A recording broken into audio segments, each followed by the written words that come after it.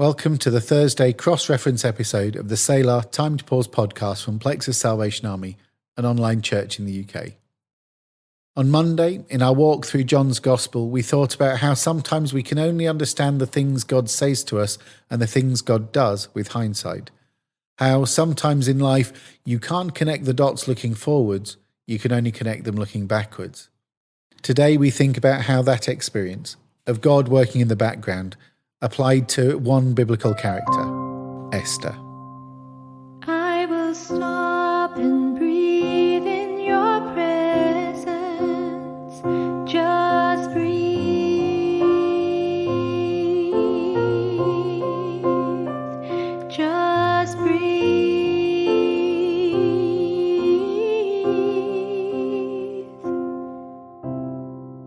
It's 480 BC. And the Jewish nation are facing a Holocaust, a plan to eradicate them totally from existence. Haman, the king's viceroy, in retribution for one man, Mordecai, refusing to bow to him and worship him, is now plotting to kill all the Jews in the empire and exterminate the whole race in a total genocidal act.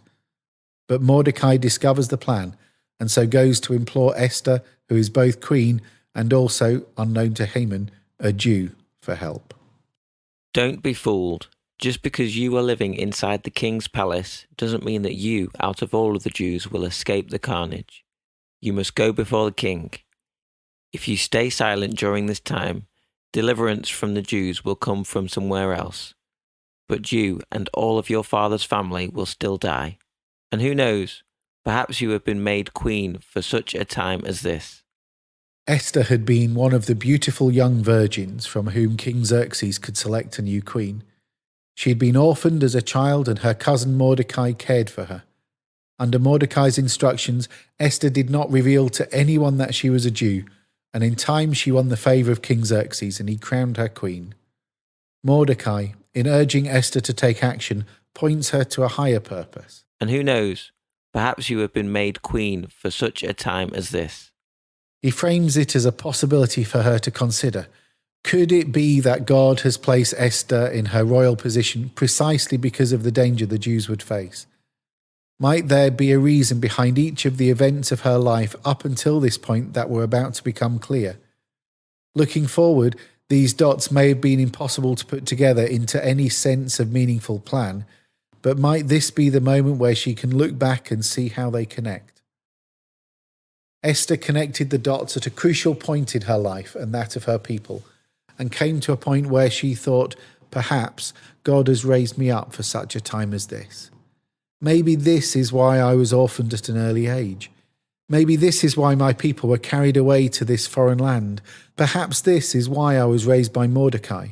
Perhaps this is why I got to marry the king, even though that was not my first choice. All these events, these dots, happen for a reason. Now I can see that reason for the protection of my people. I now know what to do with my life.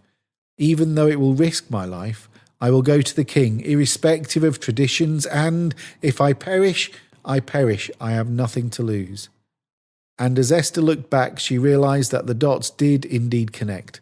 It was just such a time of crisis, a time of existential threat that the Jews needed her. It was no accident that Esther became the Queen of Persia. She was there for a reason, and each moment of her life had been there for a reason, crafting her into the person needed, positioning her into the place she would be needed. She was there for such a time as this. It's a phrase tossed around frequently, often without much thought to the original meaning or context in which it's said. Many people even quote Mordecai's rebuke to Esther as a life verse representing power and favour. In some places you might even see shirts, hats, mugs and social media posts that proudly ring out, "For such a time as this." But what did that phrase really mean? The phrase actually refers to Esther being scolded for her self-indulgent, self-preserving mindset. She was being shot down for having narcissistic tendencies. Mordecai reproved Esther for living large and embracing royalty over righteousness. Through those telling words, he reminded her that she had been chosen to set her own interests aside, let go of her own ambitions, and face an enemy full on. She was to risk her life and her legacy with no guarantees of a positive outcome. That's the "for such a time as this" that Mordecai challenged Esther to accept. And that's the "for such a time as this" that God also sets before you and me. God has given each of us a job, position, resources, education, and more. God has opened opportunities to optimize his kingdom purposes. He didn't place you or me where we are so that we could rest back and eat figs all day long. He's placed us wherever we are because we're in the midst of a seismic conflict involving good versus evil. To miss a kingdom assignment because we've become too caught up in our personal leisure and pleasures is one of the greatest tragedies we could ever face. An entire nation was grateful for how Esther responded to Mordecai's rebuke. Their lives were spared. How many lives might we be able to change and impact in the culture where we live today if we were to choose to step up to service, even if it involves sacrifice? Esther came to a moment when everything that happened in her past, good or bad, began to make sense. And in that moment, God revealed where she was to go. And despite the danger, he gave her the courage to live out her calling. Initially, Esther's life may have appeared little more than a series of random events. In hindsight, some might argue they were perhaps nothing more than a set of coincidences strung together which led to the deliverance of the Jews from certain death. However, faith shows us that God selected Esther for a particular purpose at a particular time. God has a purpose for your life too, and every action or event has been used to make that purpose a reality. We, like Esther, have meaningful choices to make. We may not have as much power and influence as Esther had, but God has still placed us where he wants us to be for such a time as this.